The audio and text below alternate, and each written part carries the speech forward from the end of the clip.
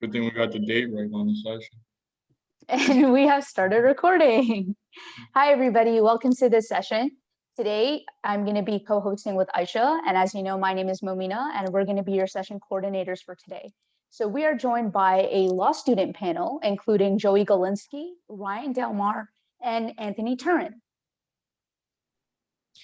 How are you guys? Well, Happy to be here with you all on Father's Day. thank you, Anthony. Thank you guys so much for coming. So we're just going to go ahead and get started and get right into it. And we don't want to introduce you guys too much, and you can go ahead and introduce yourself. Okay. Yeah, you can hit the next slide. Okay. I think Joey's going to be up first. Go ahead, Joey. Thank you. So hi, I'm Joey Galinsky. I'm an incoming third-year law student at the University of Toronto, Faculty of Law. I did my first year in the dual JD program in Windsor and Detroit, where I met Ryan Delmar and we co-founded Law School Life and Beyond. My background is in paralegal studies. I was a paralegal for 2 years before coming to law school. I worked doing civil litigation, including small claims court, as well as landlord and tenant board issues. And I knew that I wanted to further develop my legal advocacy skills, and law school seemed like the next logical step. So I applied to law school after a long road, was accepted into the dual JD program. After my first year, I applied to transfer and was accepted to the University of Toronto, where I am today, and very happy to be here. Thanks for having us. And it's on to Ryan Delmar. Hi, everyone. I'm Ryan. Thanks for the intro, Joey. As Joey said, I'm the other co-founder of Law School Life and Beyond. It's weird to say, but I'm an incoming 3L student in the dual JD program at Windsor and Detroit Mercy. I went to Laurier for sociology for my undergrad studies. I decided to go to law school after taking about 2 years off to gain some real world experience. I worked in sales, I worked in marketing, I did some events work, and I realized that I just wasn't feeling entirely fulfilled. And I realized as I've gotten older that I really did like learning, and I like challenges, and I like problem solving. And through consultation with various different people that I trust, I realized that law was probably a good path for that, because every day in law is different. You're never going to find two of the exact same cases.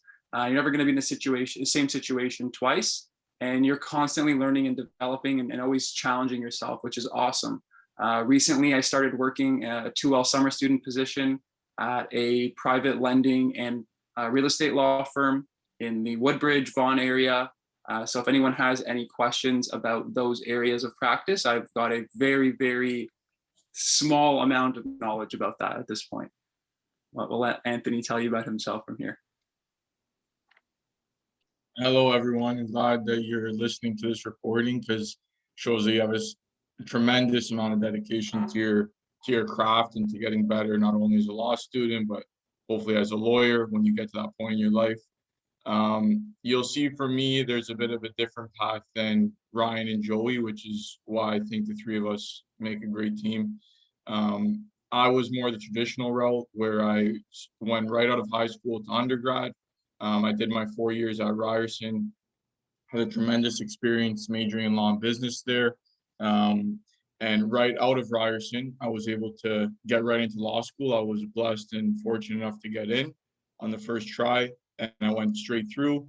Throughout my summers of law school, I either worked for politicians, and towards the later years, I summered at different law firms, a couple different practice areas, municipal land use planning, real estate, corporate law, a little bit of employment.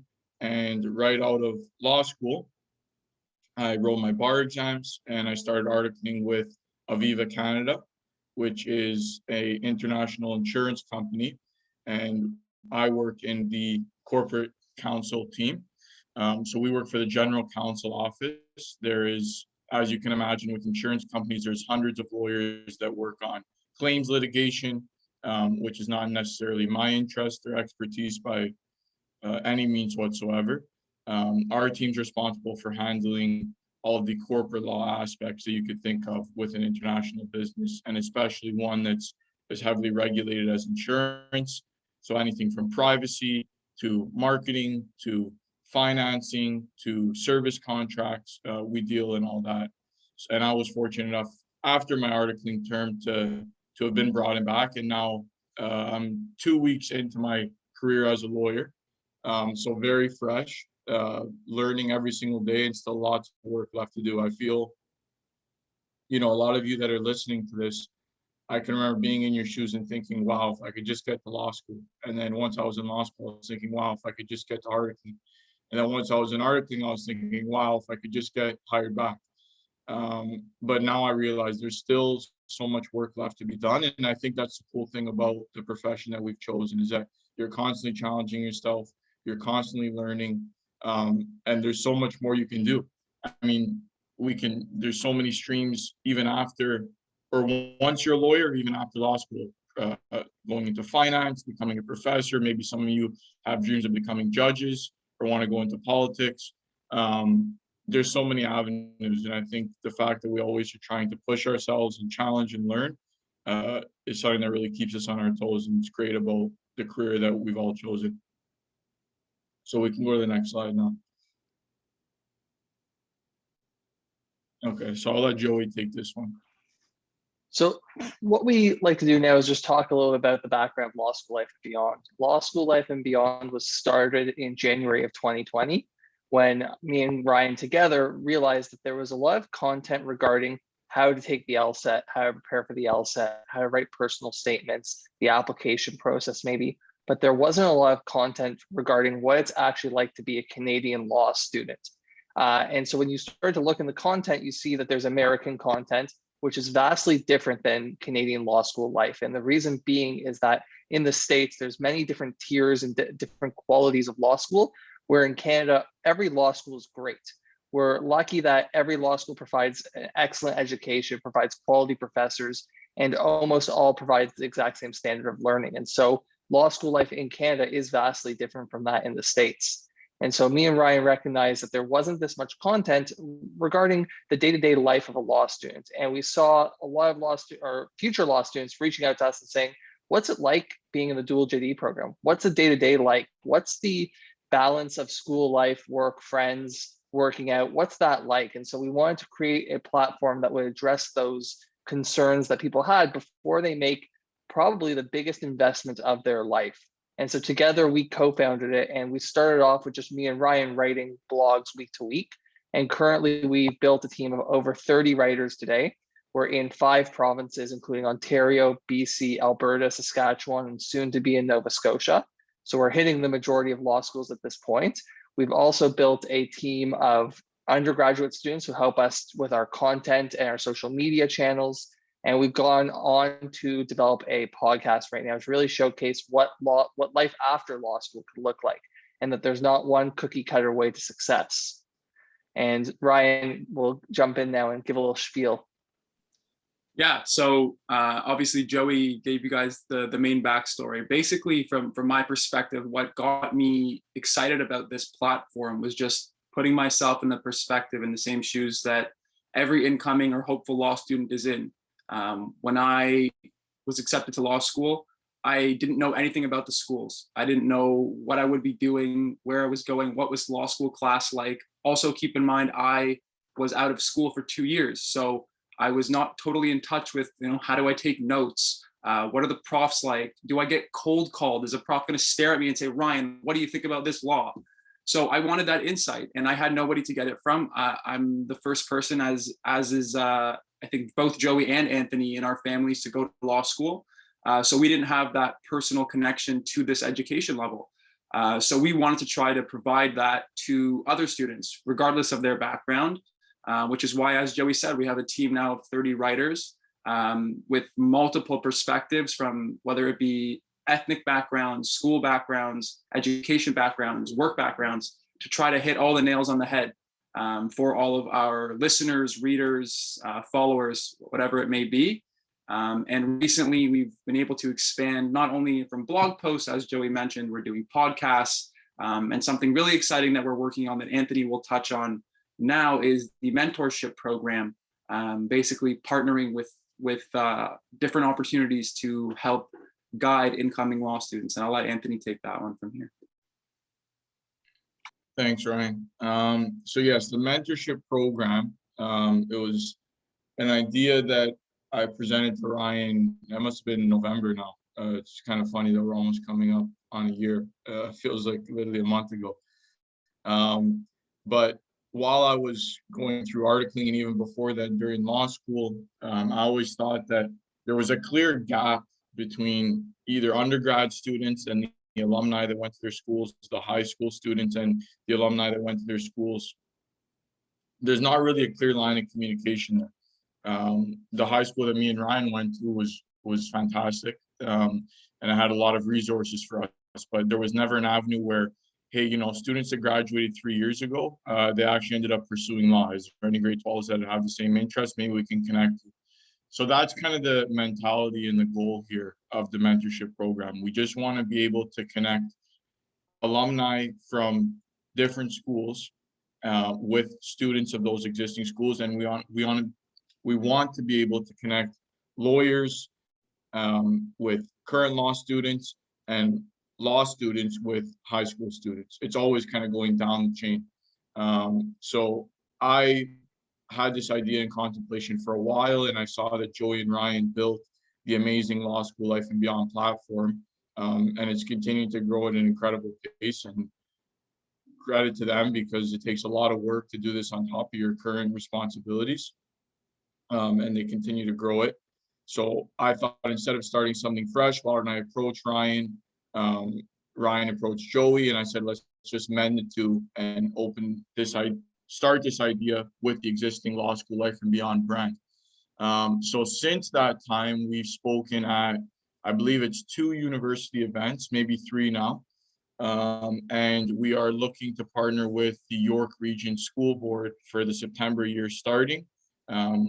We've spoken to some of the trustees there, and I reached out to some of the former politicians that I used to work for, whether one is an MPP and one is the deputy mayor for Vaughan. And the interest has been really strong. I think everyone has the same mentality where if we can help the next generation, why not? Because as you all can imagine, applying now, and as me, Ryan, and Joey can describe, it's a significant investment. I went through it as quickly as you can do it, and it took me 8 years from the time I started undergrad to the time I finished articling. It's a gauntlet. It's really straining on you, not only financially, but mentally. So you really want to make sure that when you chart this path, you don't get to the final couple of years, be like, wow, I actually don't enjoy what I'm doing, and I wasted a lot of time and money. And also for your family members, some of you are maybe blessed enough to have your family members support you through school. And if you are, they're going to have a lot of questions, just like my mother did when I was applying. What's the best schools? What courses should you be taking? What's the job prospects like? There's a lot of these questions that come into your mind. And even the simple stuff, what's the textbook cost like first year law school? Are the profs mean? Is it very competitive? All those kind of questions we want to answer to kind of take away the fog from the mist of what law school is. And as you can see on the slide, our goal here is not to prep you for the LSAT or prep you for the bar. We can definitely answer questions on that and generally, but we're not tutors, and that's not our intention here. There's amazing services that we can recommend to you that we've used and that have proved beneficial for us, but that's not our intention here. So we're, like it says in the title, we're here to be mentors to you all. And I think now we're getting to the question and answer session of this chat. And I think you guys have some questions prepared for us.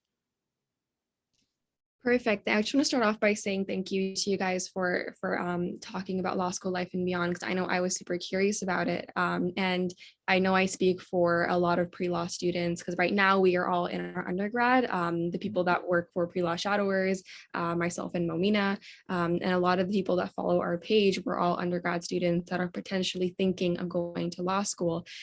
So I think a platform like Law School Life and Beyond is extremely helpful. I've been following it for, I think, a good like 5-6 months now. So long before I even started this. And I know I find it extremely helpful. And I think the mentorship program is a really, really good idea. I definitely agree that there is a gap between, for example, high school students, undergrad students, and then law students and undergrad students, for example. And I love that you guys are trying to be the bridge between that and really bring those two groups together, because it's true, there's a lot of things that we don't know before we apply.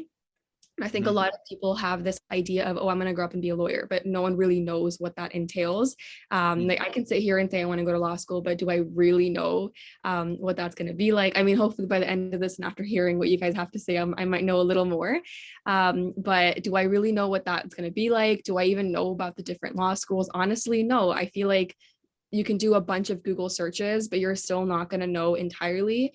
And nothing is going to be as beneficial as actually speaking to someone who has been in that position, or to multiple people who have been through different paths. I love that all three of you have very different journeys to law school, and that, also you've taken different undergrad, majors as well.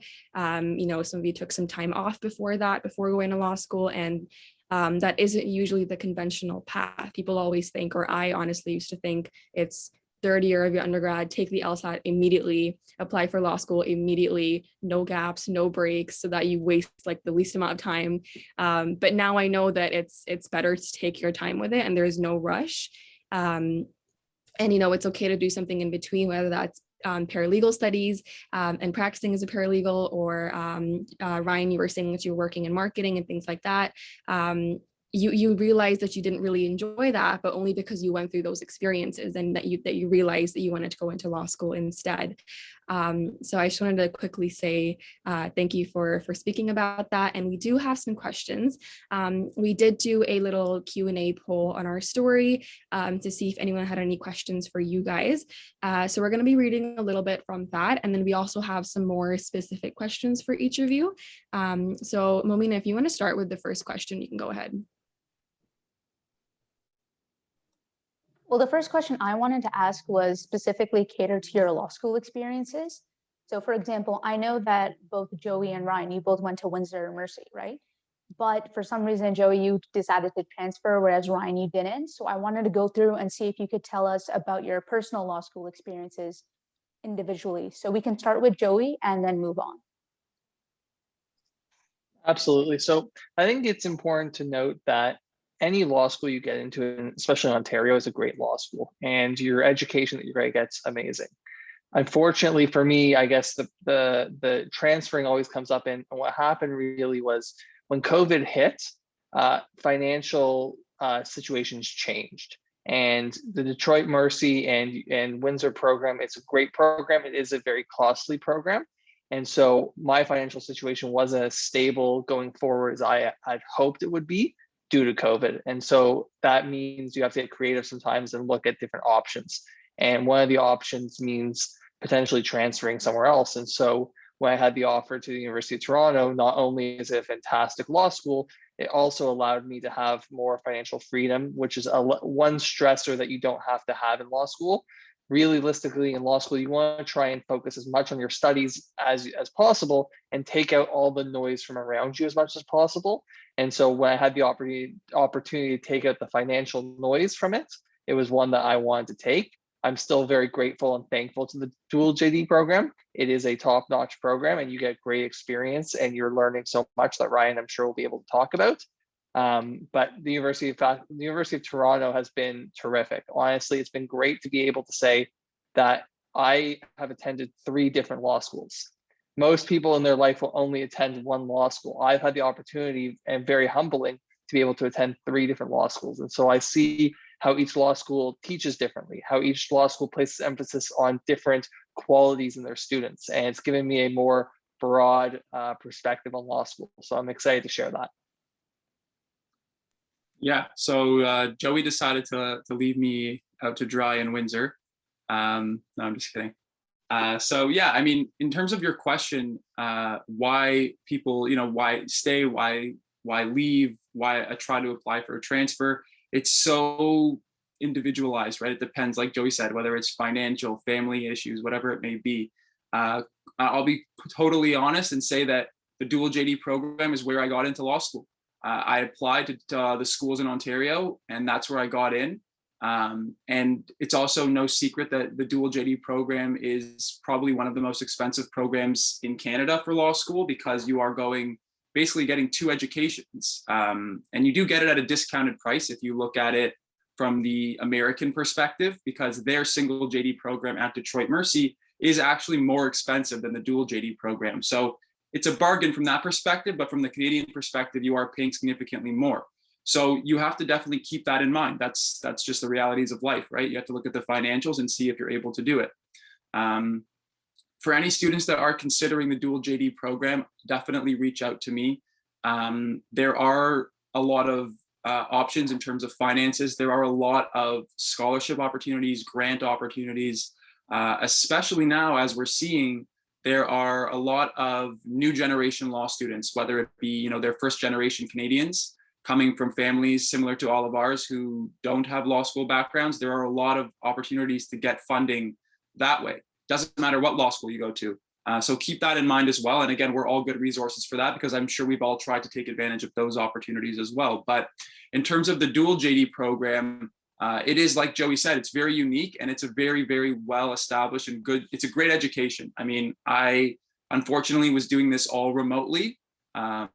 So I, was getting 2 degrees doing American classes and Canadian classes from the same place. So it's a bit strange when you look at it that way. But at the end of the day, I'm still going to be graduating in 3 years with 2 degrees that are very valuable. Now, the one question that you might want to ask yourself is, what's the value of having 2 degrees? Why do I need an American degree if I'm going to practice in Canada, or vice versa? So when you look at it that way, I would say that the value proposition would be, if you are going to get into, let's say, more on the corporate side, whether it's transactional work, and there is an American perspective to the work you're doing, obviously having American education is very helpful. It's not necessary by any means. I would say most big firm Toronto lawyers don't have an American JD and Canadian JD, because this is a newer program. But it's a value proposition. I mean, it sets you apart from Anthony and Joey, right? They only have 1 degree and I'm going to have 2. Not to say that it's any better or any worse, but it makes me more unique, right? And the dual JD class is a very small class. It's very tight knit. And if that's something that you're looking for, you will find that. I think that both Osgoode and U of T, as Joey and Anthony would know, are a little bit different. Windsor is a very tight-knit community. I mean, obviously it's a smaller town than Toronto is. So inevitably you're going to know your classmates a little bit better. And same with Detroit Mercy. Detroit Mercy is a private Jesuit school. That doesn't stop who they allow to enroll. But you're obviously going to have a smaller, tight-knit feel at those schools, especially because the dual JD are under 100 students, versus I'm not even sure how many students are in the Osgoode and U of T classes. How many students is it? 100? 300? I think it's 375. I'm pretty sure it's 400. Yeah, so it's a big difference, right? You can only imagine. How are you ever going to get to know 400 people, and you're in sections? The dual JD class, we are only one section. You see the same people all the time. Unfortunately, right now, obviously with COVID, we don't get to see anyone. We see them virtually, and in law school, unless the profs force you to, you're going to do exactly what the other 2 people in this chat. I did the same thing. I don't want to have class at 8:30 in the morning when I'm laying in bed and have to put my camera on. But it's okay. We're getting through it. But yeah, the dual, if anybody that listens to this or watches this is considering it, please reach out to me and I will give you a completely unbiased perspective as a student in terms of the academic side, the financial side, where to live, what you can do in Windsor and things like that. And yeah, any other questions that I can answer, I would be happy to do so. Okay. I'm up next. Okay. So my law school experience, similar to Joey's, I started my first year at Queen's University, Faculty of Law in Kingston. And the reason being was when I applied in my fourth year of undergrad, my sole focus was I did not want to take a year off school. I was dead set that I wanted to go to law school. And I was fortunate enough, like I mentioned before, to be accepted by Queen's. And this was before any other offers came in for me. So I felt that the risk of not accepting that versus holding out for other schools was too high. So I decided to accept the offer at Queen's. Had an incredible first year, made a lot of good friends that I'm still close with today and we speak with frequently, who have also been called to the bar recently. And my intention for transferring to Osgoode and finishing my final 2 years there was twofold. One, there was a family situation that required me to be closer to home. And two, I grew up with an amazing mentor who was like a second father to me. And I was fortunate enough when I was in grade 7 when I saw him get called to the bar and walk across the steps at Osgoode. And that image of him was cemented in my brain at that since that age. And that's all I wanted to do. I wanted to do the exact same thing he did. I wanted to make him proud and follow in his footsteps. So it was always a dream of mine to graduate from Osgoode. And that was the reason why I transferred.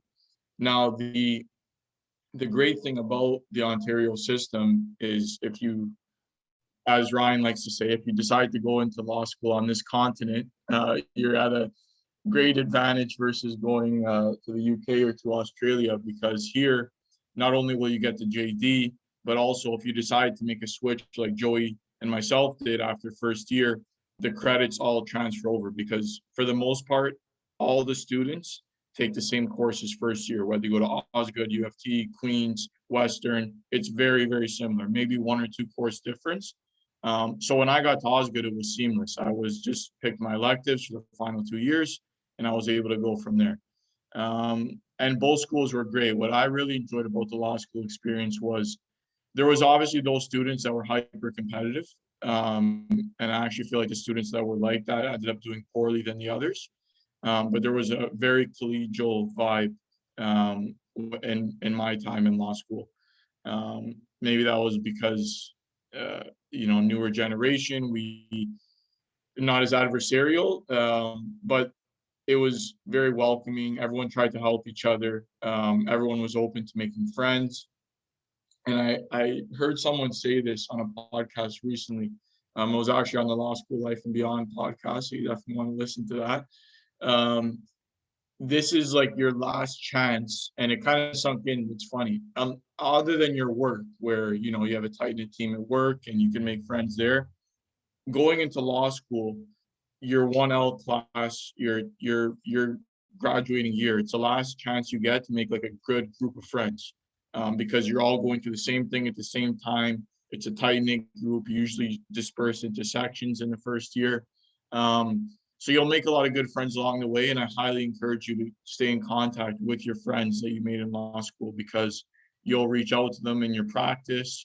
As you're going through the bar exams, you're probably going to want to study together. Random questions. Oh, the Law Society sent us this new fee. Do we actually have to pay it? Is there an exemption? All that fun stuff that, you just have questions about that you don't know who to go to. You always have your friends. So definitely make those connections and don't be overly competitive. That's the one thing I'm going to say. Trust me, if you send one or two students your notes for a couple weeks of class that they missed, that's not really going to impact whether you get an A or B in the class. That one other student in the class, that you're competing against 300 other kids in your class. It doesn't hurt you to help one or two. So don't think of it that way, and just try and help others, because there's going to be times where you need the help. And hopefully there will be people there to help you when you do. Okay, perfect. Thank you guys so much for speaking about your individual law school experiences. I kind of want to take it a step backwards a little bit. And I kind of want to ask all of you, at what point in your life did you decide that you do want to pursue a legal career? Now, Joey, I know that you went into paralegal studies initially.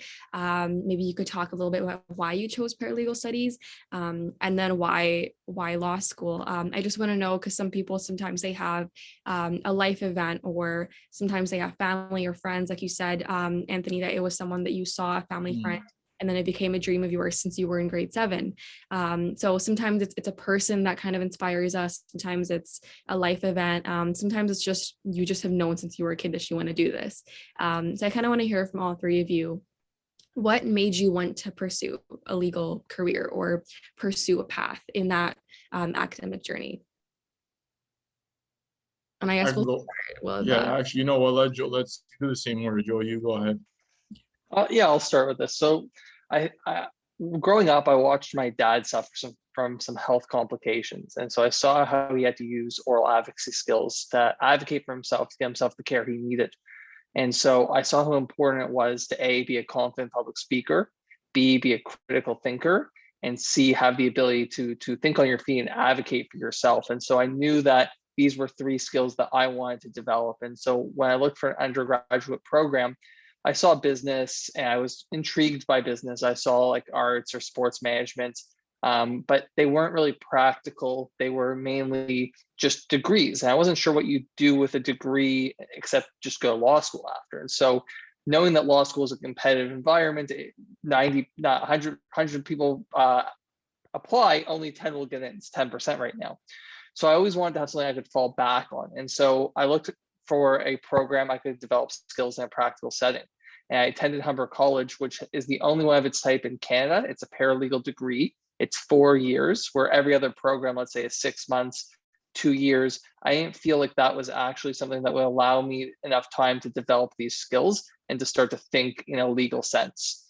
And so when I went to Humber and I did my 4 years there, every course was practice oriented. You were actually drafting contracts. You were actually drafting pleadings, affidavits. You were working with clients. You had to do internships.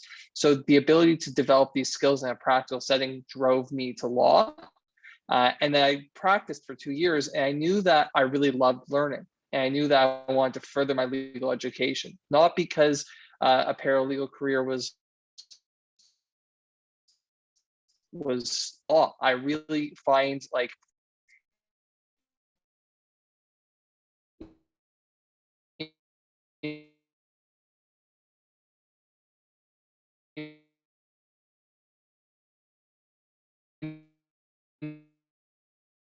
interest in reading about years next cases. The free. I can't remember the first one in contracts. What's that classic place? The one that we all learned first, contracts. Carbolic smoke ball. Yes, that's the one. The smoke ball. So I have a candle called Carbolic That's smoke ball. amazing.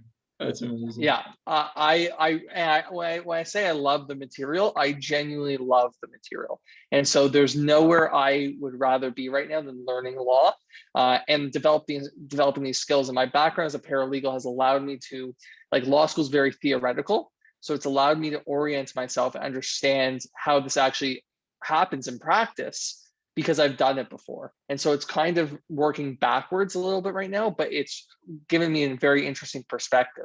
And so that's a long-winded way of saying that my father really instilled in me the importance of developing 3 skills. I knew I wanted to be an advocate, and I just tried out different ways of doing it until I came to law school.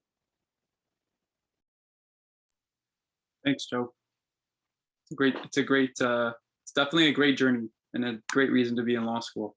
So mine, I would say, is, I guess, not as heartfelt as either Anthony or Joey, and more so just practical. So I was in I was in undergrad for sociology, as I said, and similar to what Joey mentioned, you get a BA and you kind of think, okay, what do I do from here? What can I do with a sociology degree? And I really didn't know what I wanted to do. I rushed into going into undergrad. All my friends were going after high school, and I said, okay, well, I'm obviously not going to not go. So I went, I followed them, and took sociology. I enjoyed it. I learned a lot. I probably could have gone to class more. I definitely was not a top student. So that's another piece of advice. You don't need to be a top student in undergrad to get into law school. You can have a holistic application and you can get in. I worked part-time throughout undergrad, and I think that really helped a lot. I got a lot of real world experience that maybe a lot of other students at 22, 23 years old didn't have. And I think that benefited me a lot, especially if you are looking into Windsor. They do value the holistic application. But in terms of why I wanted to go, like I mentioned, so I finished undergrad. I had to write the LSAT a few times. I did struggle with the LSAT. It was a very big learning opportunity for me and a very humbling experience for sure. So don't be fearful if anyone out there that's listening or watching has a hard time with the LSAT, because it's insane. It's very irrelevant to law school. It doesn't define whether or not you're going to be a good lawyer or a good law student. It's just a standardized test. Some people don't do well with those. I'm an advocate for not doing well with those tests, living proof that it doesn't matter. Anyways, so I wrote the LSAT, had to do it a few times. Basically what happened was I finished undergrad, was pretty confused about what I wanted to do, didn't have an LSAT score to get into law school.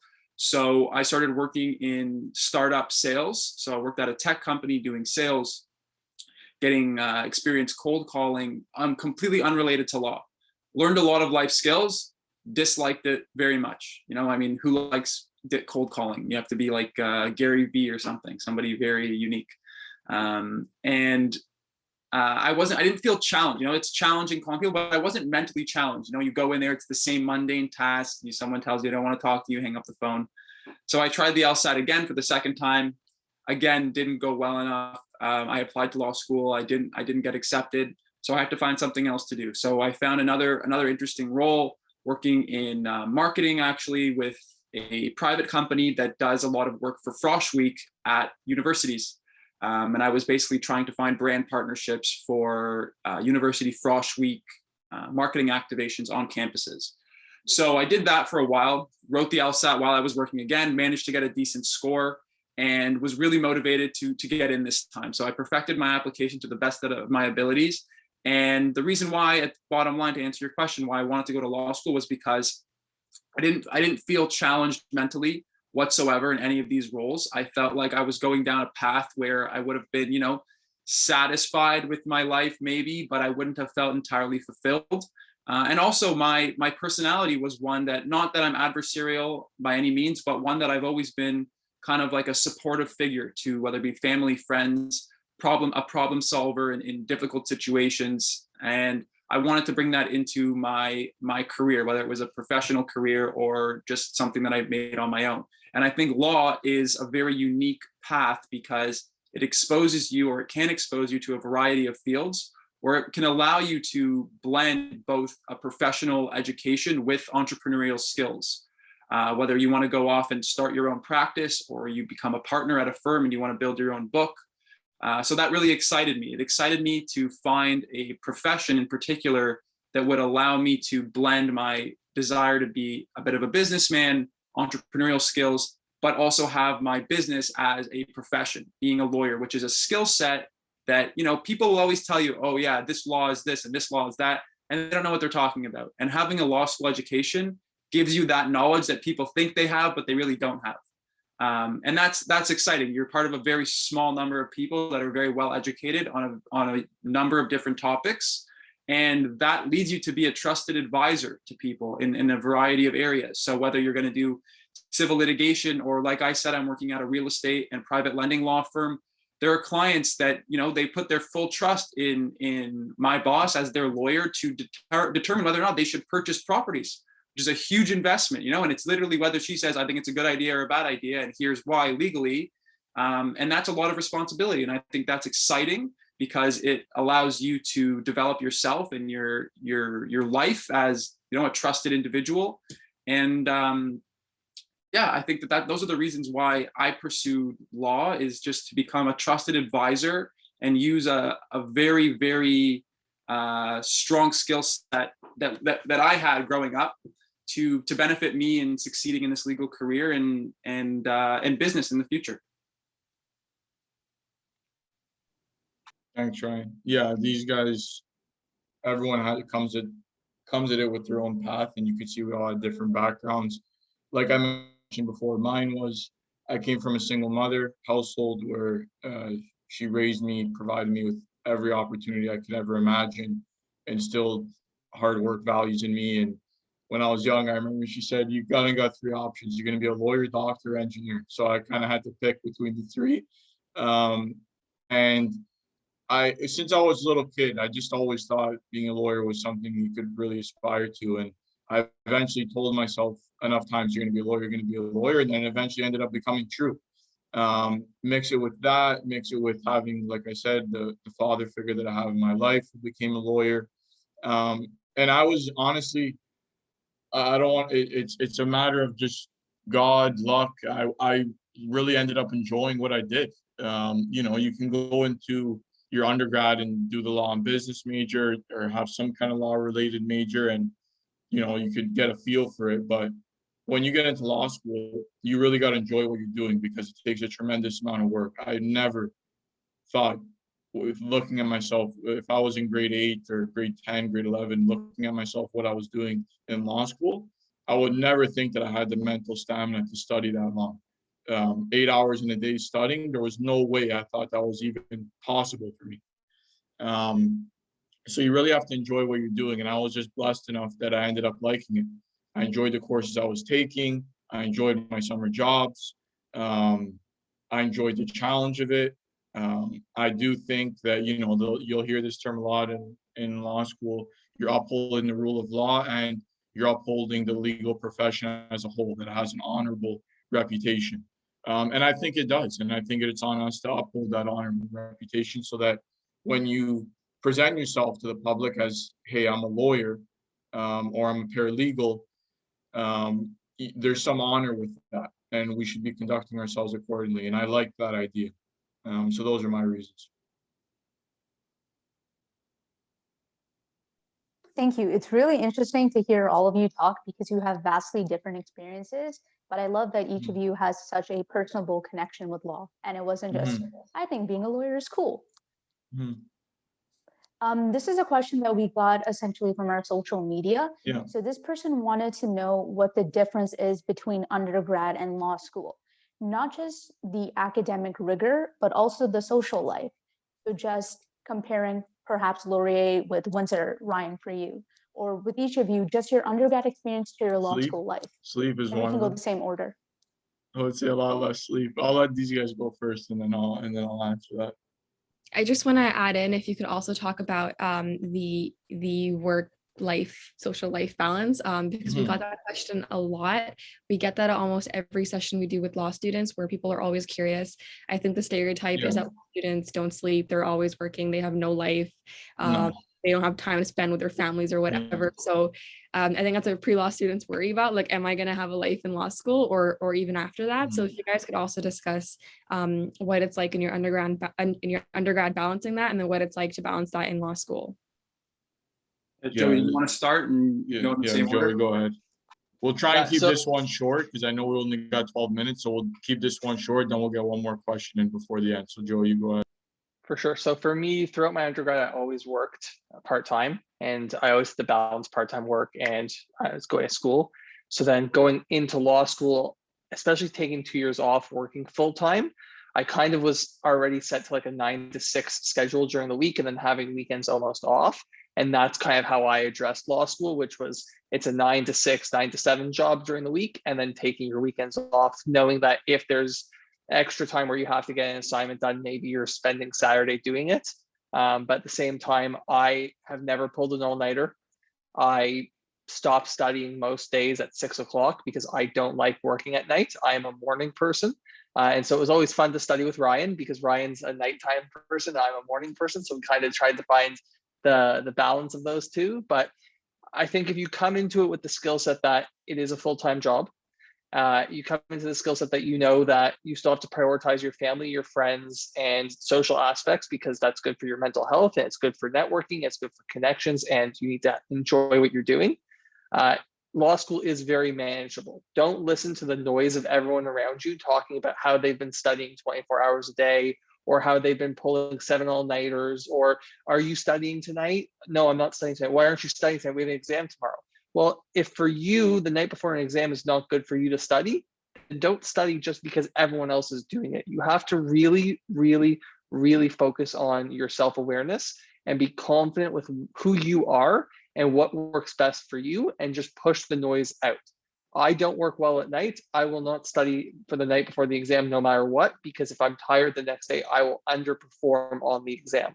I know myself and I'm willing to own that. And so I think that when you hear people who say they pull all-nighters, that might be their skill set. That might work for them. And there's no judgment on that, because that's what works for them. But really try and find what works for you and own that. Yeah, Joey said it perfectly. It's a very unique experience. In undergrad for myself, I didn't do much work at all. In law school, you do have to definitely do more work. You need to try to stay updated with all your class readings as much as possible. Finding notes from upper year students, it's something that we've written about a lot on our blogs. That's a key. I can't stress that enough. You definitely need to get notes if you can from upper year students. It'll save you a ton of time. But yeah, you definitely need to stay on top of your work, because it's very easy to fall behind. And if you fall behind, it's really hard to get caught up. But in terms of the work-life balance, very manageable. When I was living in Windsor with Joey, I would say we went out once to twice a week to the bar or a club or for dinner, whatever it was. You definitely do have time, but again, it's a very personal experience. There are some students that get very anxious and stressed, and they think, I can't do it. I got to just study. That's not me. That's not Joey. And we're still here to tell the tale. So obviously you can get through law school with that mentality. And again, it's just very personal, and you have to know yourself. And law school is a time when you do learn a lot about yourself, academically, personally, professionally, and that's just part of the process, but it's unique for everyone.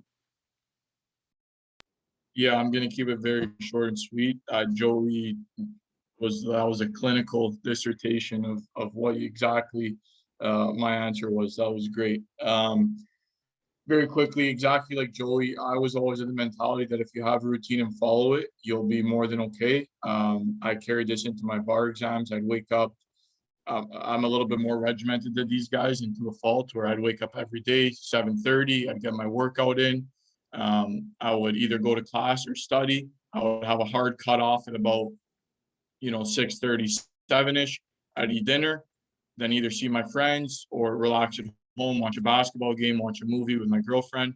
And I always made sure that get your work done during the week, work hard Monday to Friday, and maybe those Saturday or Sunday mornings or the early afternoon, you can get a bit of studying in, but always have those Friday nights, Saturday nights, Sunday nights free. You should either be spending those with your friends, your family, do things that make you enjoy life, because you will burn out quick if you don't. So that was always my mentality going in. And granted, I was unlike Joey, that I was blessed enough that my mom put me through school. So I didn't have to work like Joey did through undergrad or through studies. And similar to my soon-to-be fiance, she's like Wonder Woman, that she worked all throughout her undergrad and found time to study and found time to excel in school. So those people are another kind of level. But for me, because I didn't have to work and I only worked during the summers, and most of my other commitments were volunteer, I was able to have that regimented routine and study. And no, like Joey said, I never pulled an all-nighter. You're definitely mentally strained because you're studying for hours and hours on end during the day. But if you get your work done during the day, you have your nights to refresh for the next day. You have your weekends to refresh for the next day. And that's what I highly recommend. There is a work-life balance. Let's put it that way. Okay, thank you guys for giving your honest experiences as well. And I've also heard from a lot of law students that the misconception of, oh, you have to pull all-nighters. It's so far, I haven't heard a single law student tell us on our platform that they have pulled an all-nighter, just because I don't think it works. And as you guys said, it's better to get your work done, get it out of the way in maybe the first half of your day, so you still get that night to yourself or for your loved ones.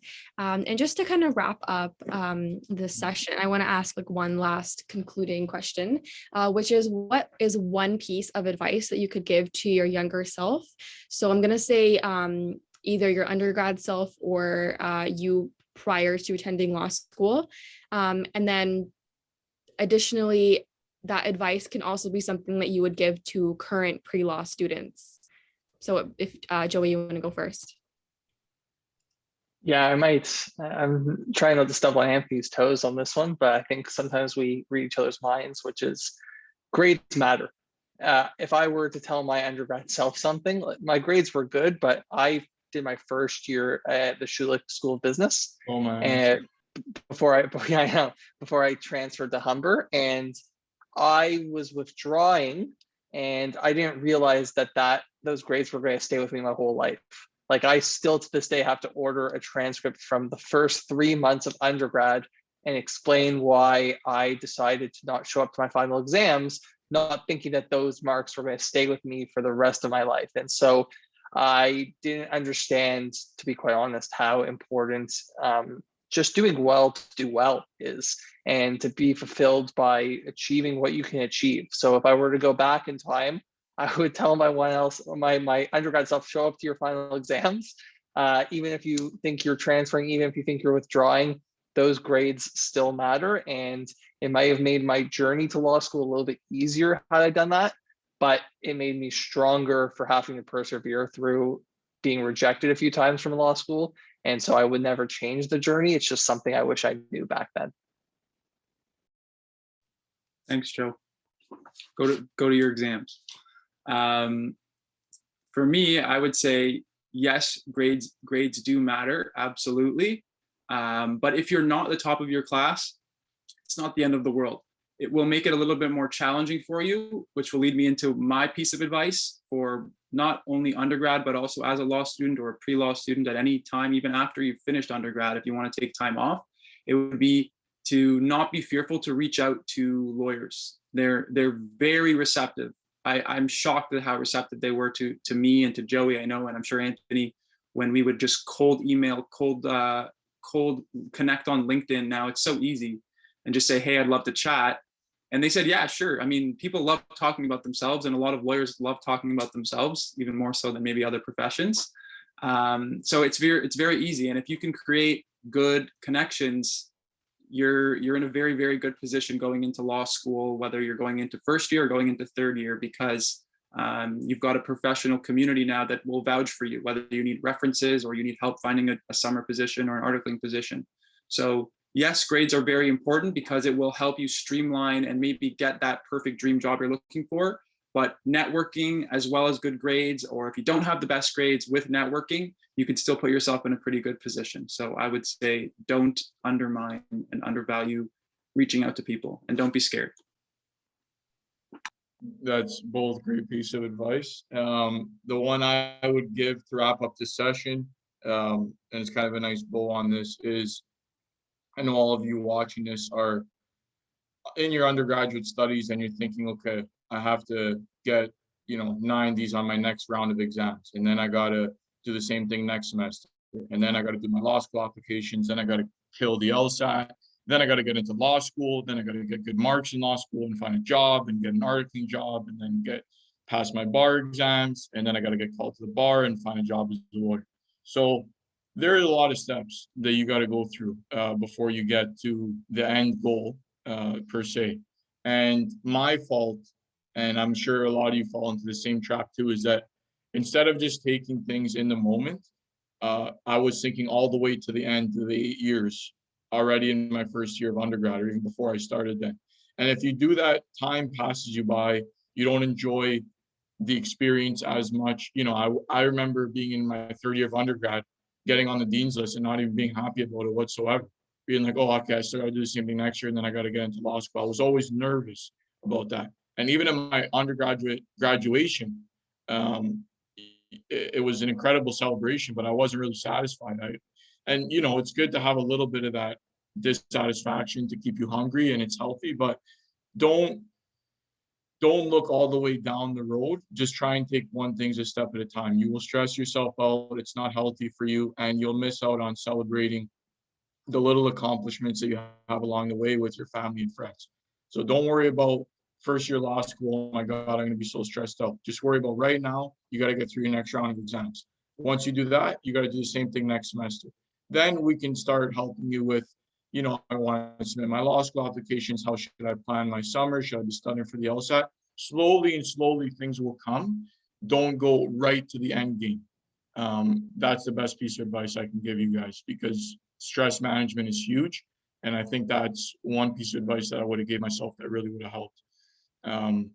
But yeah, to end, thank you all, whoever's watching this. And we always say this when we're holding these sessions, is that just the fact that you guys are tuning in, and I know a lot of you, since it's Father's Day, will be watching this after the fact. the fact that you're willing to give up an hour of your day just to try and better your academic career and your professional career, and get more ahead, and just say, hey, these are three guys that, you know, I've never met before, but maybe there's one tip that they have in this hour session that can help me. Just the fact that you're doing that shows how passionate you are, and it shows your dedication to getting better, and succeeding. So I want to salute you in that regard. So thank you for attending. Okay, I think that advice, all three of those were really different, but definitely, like, they're hitting home for me. I'm sure I was looking at Momina's face when you guys were giving the advice as well. We're both the entire time nodding and just agreeing, because there are things that, like I said, it's so different when you hear it from people who have gone through that experience. And while you guys are speaking, like, we can tell that there is something that happened in your undergrad experience that has made you want to give this advice. So you guys have been through it, you've seen it, you know what went wrong, what worked and what didn't. And I'm sure that we will all have our own personal journeys as well, where we'll still make mistakes and we'll learn as we go. But it's really nice to get a head start and know, you know, from you guys what things to focus on and what things to not worry about too much. And Anthony, I totally relate to the part about feeling like you can't enjoy your accomplishments right now because you're constantly thinking about the next accomplishments, or what you need to do moving forward. And I think that's a lot of it's something that a lot of pre-law students worry about, where you finish maybe first year, second year, and you can't feel proud of yourself. Or other people may be proud of you, but you can't feel proud because you're constantly thinking, okay, but now I need to maintain these grades, or but now I need to do even better next year, or what if I don't do that good next year? How am I going to get into law school? And I think worrying that early on is kind of setting you up for a pretty self-detrimental cycle where you're constantly going to be your biggest enemy. And because of how long the law school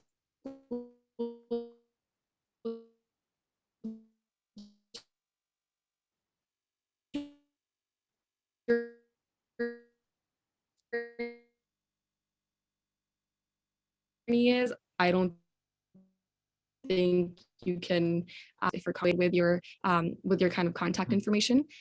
So if anyone does want to reach out, this is your law school life and beyond stuff as well. But I was saying at the beginning that if you guys do want to share your yeah, they can find us on LinkedIn. You have our names on the slides. We're all easily accessible. Email us, LinkedIn us, message us, and we'll try and help you along the way.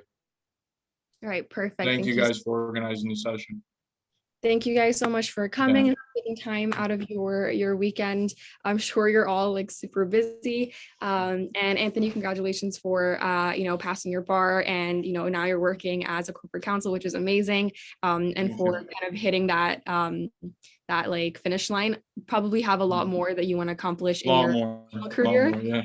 Yeah, but and I'm sure that you will. I'm sure the three of you, I think you said that you're all, are Joey and Ryan, are you guys incoming 3L or? Yeah, incoming. Yeah. Going to 3L. Just last year, right? Yeah. Okay, so I hope that goes really well for you guys. Are also super close to the finish line. And I hope that they're gonna kill it. I have no doubt of that whatsoever. Yeah, for sure. I mean, I can tell as well just from hearing the way that the three of you speak that you're all very articulate, and I'm sure that you all will do really well. And I hope that we can continue to kind of collaborate or stay in touch for future opportunities as well. I'm sure that if we do a future event, I'm sure a lot of students would be interested in that. We'd love that. We'd love it. Yeah, more events. We're more than happy to hold another one if you guys want. Perfect. Thank you so much. We do on our stories, we do like story takeovers with law students where we have them kind of go on our story, show us a day in the life. That's Joey's specialty. Yeah.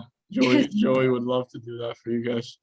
So if any of you would be interested in that, we can definitely stay in touch. I know a lot of students, they prefer, I guess, the Instagram stories just because we're all on our phones. And it's nice because you can do like a Q&A right there and get direct questions that are specifically for you and your journey. It's worked really well. We have had someone from Windsor and Detroit Mercy. She did like a story takeover, and a lot of people were interested in dual JD. So Ryan, if you want to come and speak about that, that's great. And then Joey, we have a lot of students that are looking into paralegal studies because we do keep it open. So it's not just for law school, but it's also those who are trying to pursue any career in the legal field. So you can come and speak about that as well. And then Anthony, if you want to talk about how you landed your position, because it's very impressive, you can definitely talk about, what your day-to-day experience is like or what tasks you guys work on. I'm trying to like sell the story take over here, but basically just trying to say that we do have future opportunities and I would love if we could connect more. And I'm really excited to see what you guys have planned and what happens with law school life and beyond moving forward. I'm going to go ahead and end the recording. Thank you so much to those of you that have been watching from home. And I hope that you get the chance to fully watch this. I hope that you guys enjoyed it and feel free to reach out to these guys on their LinkedIn and also follow their Law School Life and Beyond platforms that are on the screen right now.